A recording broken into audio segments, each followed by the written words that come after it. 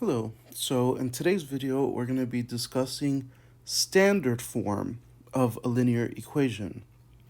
So as we've seen before, there are other ways of writing equations of lines. We've already seen slope-intercept form. And the beauty of this equation is that you can identify the slope and the y-intercept. Just by looking at the equation, you already know those two features of the graph.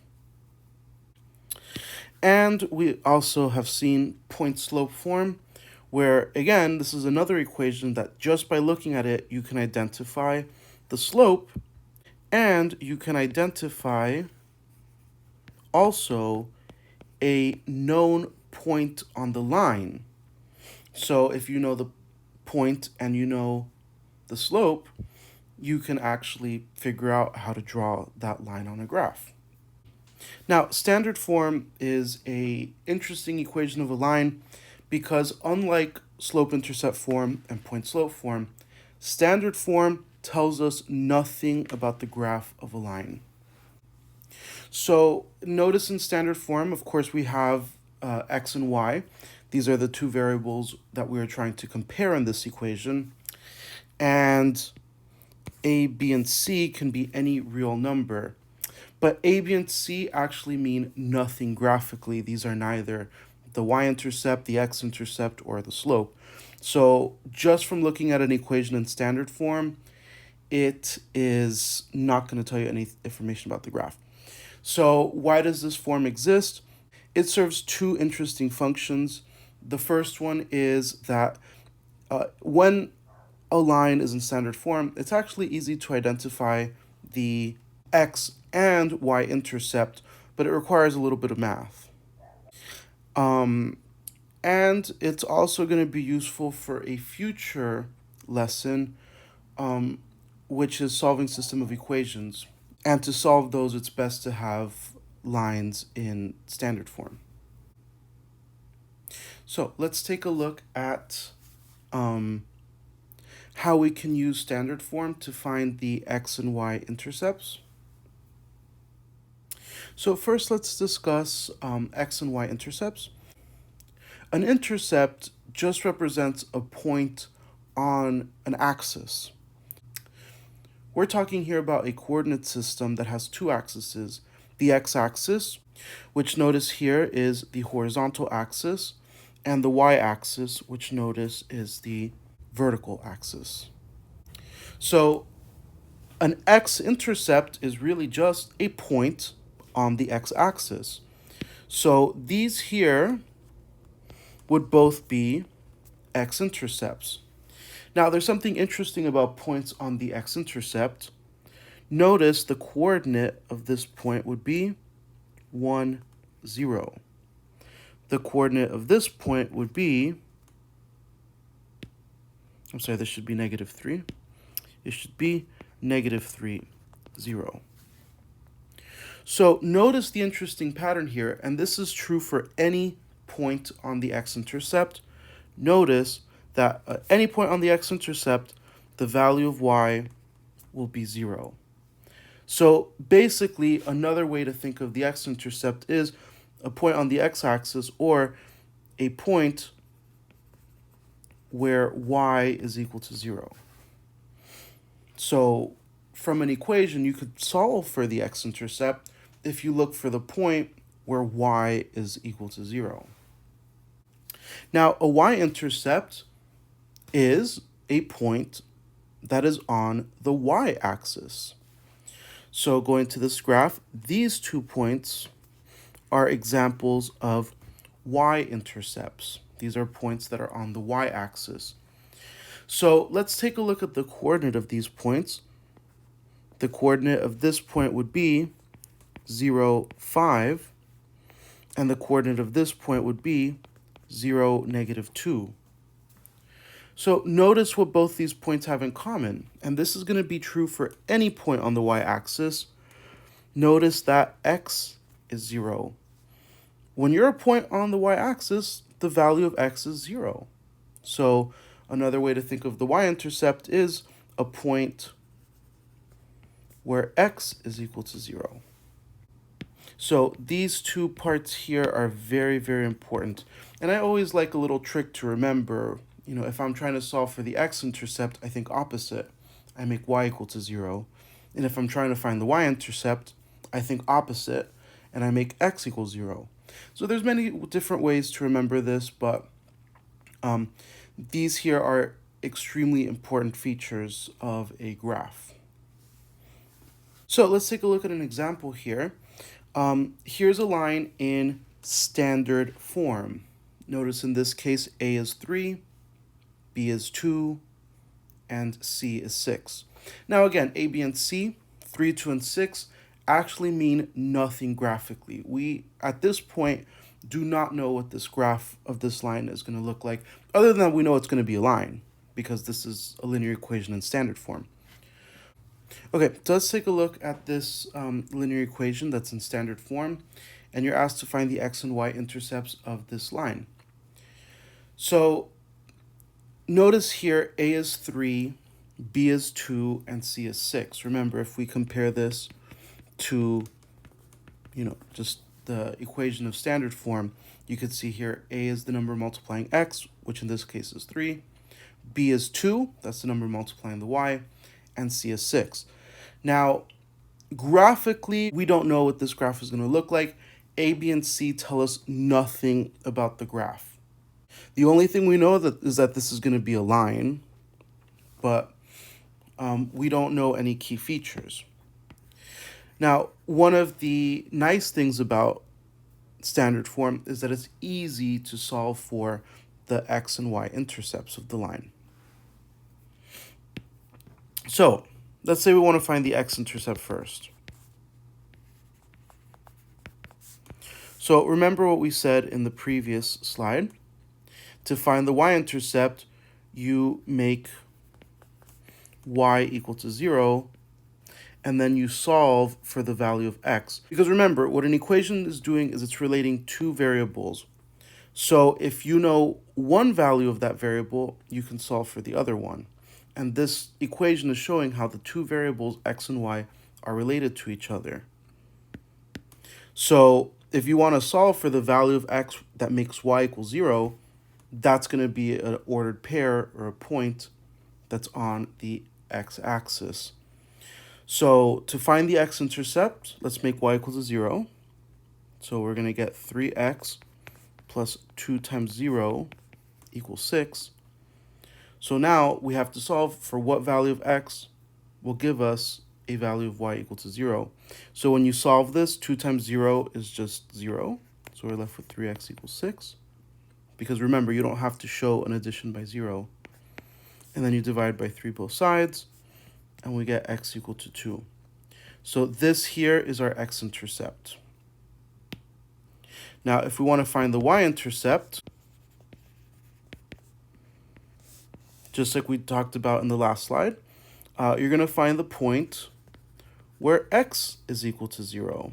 So if you make x equal 0 and solve for y, that will tell you the value of y where x is 0, aka a point that's on the y-axis. So if we make x equal 0, we'll get 3 times 0 plus 2y equals 6. 3 times 0 is 0, so you don't have to show that 0. And now we just divide by 2 both sides, and we get y is equal to 3. So now we have our x-intercept and our y-intercept.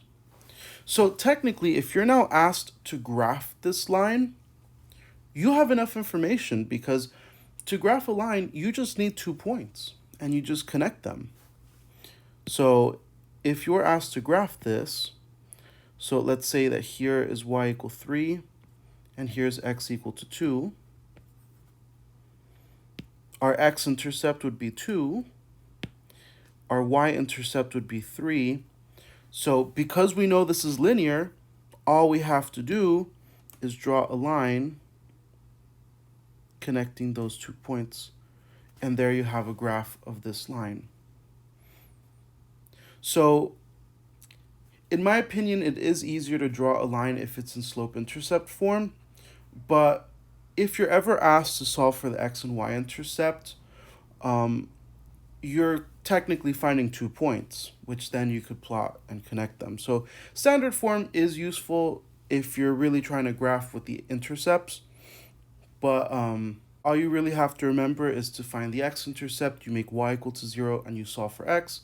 To find the y-intercept, you make x equals 0 and you solve for y. And with those 2 points, you just put them on the appropriate axis and you just connect them with a line if you are asked to graph it. Okay, let's take a look at another example. So here we have 4x minus y equals 4. So you can tell here that a is going to be 4, b is going to be negative 1. So remember again, when you have your equation in standard form, a is the number multiplying x, b is the number multiplying y, and c is just that constant. So in this case, c would be 4. Now, I mean, it's good to identify a, b, and c, but remember, these don't mean anything graphically. So if we were asked to graph this, this line, I mean, listen, one way you could do it is solve for y, so that you have it in slope-intercept form, and then you could draw it from there. But if you're asked to find the x and y intercepts, it's actually pretty easy when it's in standard form. So to find the x-intercept, we make y equal to 0. So let's go ahead and do that.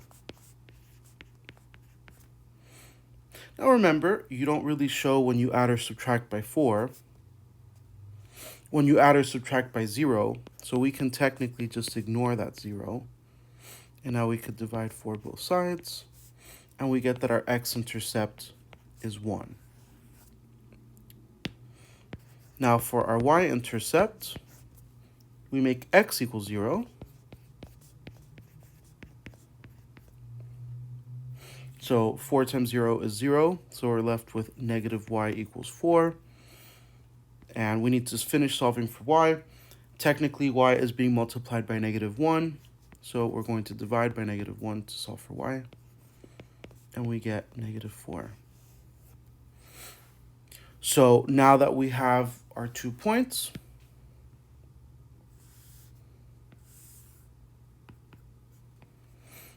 we can now go ahead and plot our x and y intercepts.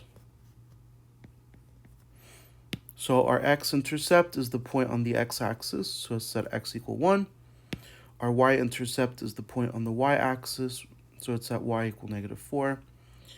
And now we know 2 points, so with that, we could just connect the 2 points with a line. And that is the sketch of what the line of this equation will actually look like.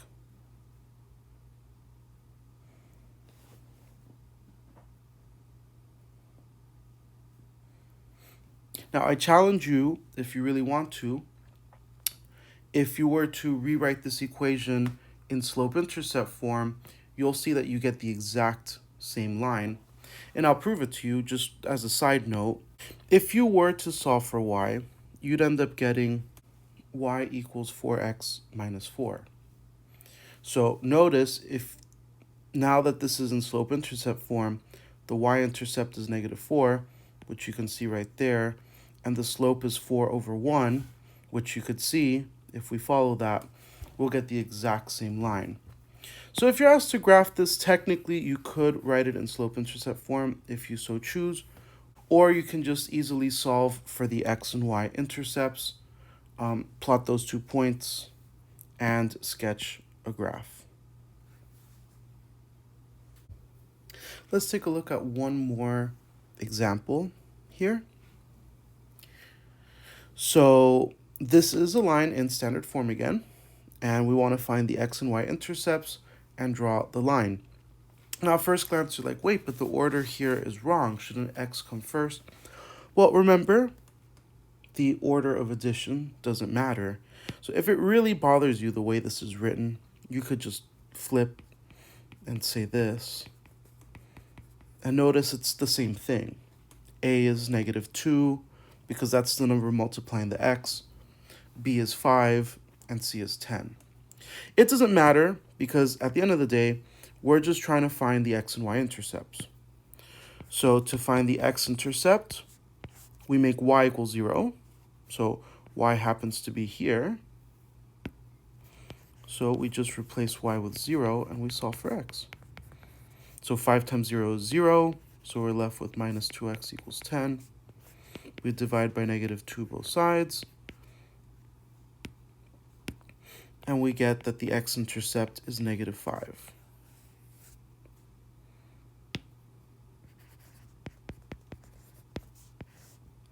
And last, to find the y-intercept, we make x equals 0. X happens to be here. So we make x equals 0 and solve for y. Divide by 5, and we get y is equal to 2. So now we have our 2 points. We have our x-intercept and our y-intercept. So we just plot the points on their appropriate axes. So our x-intercept is the point on the x-axis, which is at x equal -5. The y-intercept is the point on the y-axis, which is right here. So now that we have 2 points that we know the line will cross through, we just now connect the 2 points with a line. And there we go. Okay, so find the x and y intercepts, then draw the line. So here we have 2 examples. Go ahead and pause this video and try to solve these 2 problems on your own. Once you believe that you have found the answers and that you've drawn the line correctly, unpause the video to see the answers. And there you have it. These are the 2 lines and the x and y intercepts for both. So we have just discussed how to find the x and y intercepts of a line in standard form and how to graph an equation when it's in standard form, which you basically do by finding the x-intercepts. But notice in those examples, you are given the linear equation. Now, what if you are asked to write the equation of a line in standard form? Well, it's actually a very simple process. So it really is just a process of rearranging the equation. So notice when a line is in standard form, the x and y are both on the same side of the equation, and the constant, or just the number that's by itself, is on the other side of the equation. So if you're ever given the equation of a line and it's not in standard form, all you have to do is rearrange the equation so that 1, both the x and y terms are on the same side, and then 2, you move the constant to the other side. So let's take a look at this equation. This is in slope-intercept form. So if we want to write it in standard form, we need to get the x and y on the same side. So notice we have y here on the left side of the equation, and we have x here on the right side of the equation, and then we have the constant right here.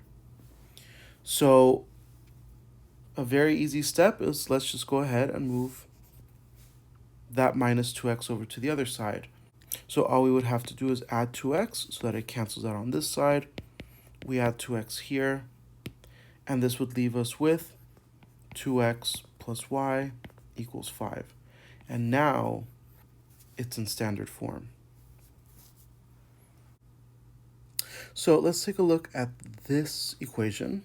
So write the equation of this line in standard form.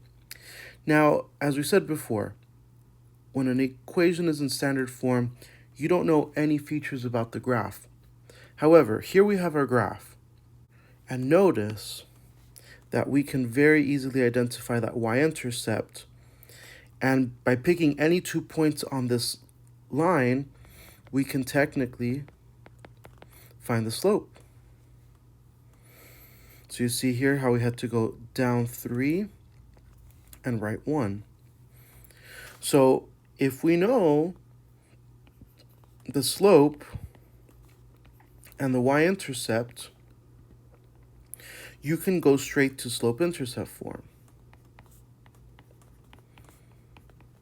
See, that's always going to be the easiest, because If you know what the graph looks like, you can always draw it in point-slope form or slope-intercept form. Now the question is asking for the equation in standard form, but we just wrote it in slope-intercept form. But just like we saw in the previous example, all we have to do is rearrange this equation so that the x and y are on the same side. So if we could move this 3x over to the other side, then we would get it in standard form.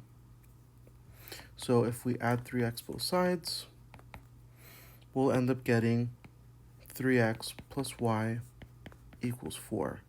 And now it's in standard form. Let's take a look at another example, because this one's a little bit trickier. Now notice that when you're asked to write the equation of this line, ignore that we're being asked to write the equation in standard form. We just need to find the equation of this line, period. Now, this line's a little different than the one before, because notice the y-intercept is not very obvious to find. And with this type of case, you can't just guess an x-intercept. You can't just put a random number like 3.9 or 3.8. You can't do that because you don't actually know what it is. However, what we can tell from this graph is some other point. Notice right here, we actually have a very easy to identify point. We also have one right here, right here, right here. These points are all very obvious. You can pick whichever one you want. But let's just say that we were to pick this one right here with the coordinate 3, 3. So now we know a point on this line. Now, if we know 2 points, we technically could find the slope between them. So notice here, we would have to rise -1, and we would have to run 4 units. So the slope would be -1/4. So if you know a point and you know the slope, you can do point-slope form. So we can do y minus 3 equals -1/4 times x minus 3. Now, we technically have the equation of a line now, but they're asking for standard form. Now, this process is a little annoying, but the goal is to get the x and y on the same side and move any constants to the other side. So what would be best is, just like we've seen in previous videos, is to rearrange this equation in slope-intercept form. So if we go ahead and we distribute that -1/4,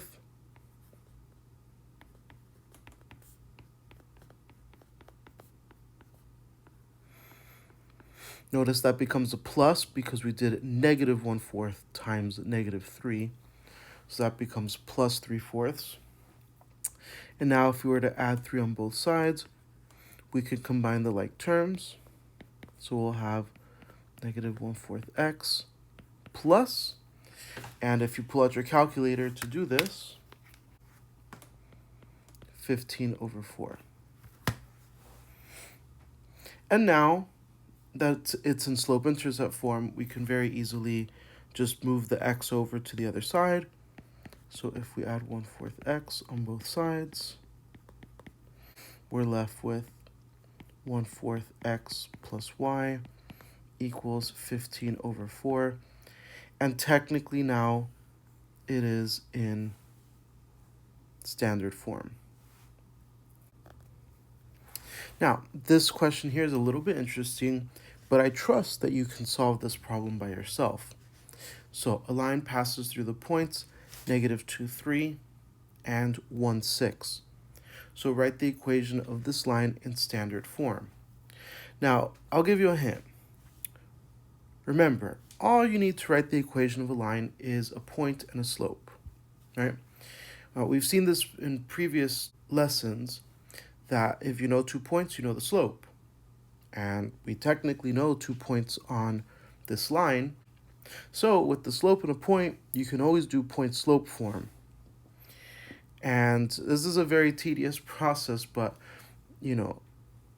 if you have point-slope form, you can always write that in slope-intercept form, and then you could write that in standard form. So pause this video, give this one a try, and once you believe that you found the answer, unpause this video, and you will see the answer. And there you have it. So just to kind of go through the steps, first things we do is we find the slope. So we use the slope formula. And then we pick a point. So we have 2 points to pick from. You could have very easily done this with the point -2, 3. And at the end of the day, you'll get the same answer. But when you write the equation of the line in point-slope form, you get this. Now, the next easiest form to write this in is in slope-intercept form. So if we distribute that 3 and then add 6 both sides, we now get the equation in slope-intercept form. But if we want standard form, we have to move the x over to the other side. So by subtracting 3x on both sides, we now get our equation in standard form. So it's a little bit of a tedious process, but the whole goal here is to basically just write the equation, and you either write it in slope-intercept form or point-slope form, depending on which form it's easiest to write it in, and then you just move the x over to the other side. That is always going to be the easiest case when writing an equation in standard form. I just want to discuss one more quick concept before we wrap this video up, which is the concept of equivalent equations. So let's say that you're taking a test, and it's a multiple choice test, and they ask you to write the equation of a line in standard form, and at the end you get this equation, okay? But you look at your answer choices, and none of them have fractions in it. So you might start panicking and you think that you may have done it wrong. But let's assume that this is the correct equation in standard form. Now, you can always find an equivalent equation by doing the same operation on both sides of the equation. So if you're noticing all of your answer choices don't have any fractions, let's try to get rid of this fraction here. So we don't want to be dividing by 2 anymore. If we can remove that division by 2, this will no longer be a fraction. So a little trick that you can do is, remember, to do an equivalent equation, you have to do the operation on both sides. So if we multiply both sides by 2, let's see what happens. Well, here we're going to have to distribute that 2. So now we'll get 2 times 1/2, which is just 1. We'll get 2 times 3, which is 6y. And then we'll get 2 times 5, which is 10. And now this equation, it's the same equation as the one above, but we just rewrote the equivalent equation so that now we don't have a fraction. So now if you look at the answer choices, this one might be the correct answer. Let's take a look at another example here. So let's say that we want to write an equivalent equation with no fractions. So the problem here is that we don't like that 4, right? Because that's what's causing 3/4 to be a fraction. So the way that we could remove that division by 4 is by multiplying by 4. But again, if you're going to do an operation, you have to do it to the entire side of the equation. So remember, we have the left side and the right side of the equation. So we have to multiply both sides by 4.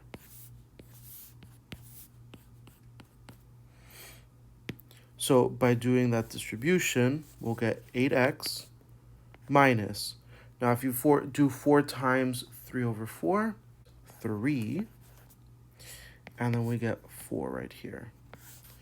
So this equation is equivalent to this one, but now it doesn't have any fractions. So pause this video and see if you can rewrite an equivalent equation with no fractions. Once you have figured out the answer, unpause the video and you will see the answer. So because we have a denominator of 2 and we want to get rid of that division by 2, we're going to have to multiply both sides of the equation by 2 to create an equivalent equation. And when we distribute that 2, both the denominators end up going away, leaving us with an equivalent equation that has no fractions. Technically, the equation that was given is in standard form and it is correct. This is just important to know in case your answer choices in a multiple choice maybe don't have any fractions in them. So that wraps up this video on linear equations in standard form. I hope you found it useful, and I'll see you in the next one. Bye.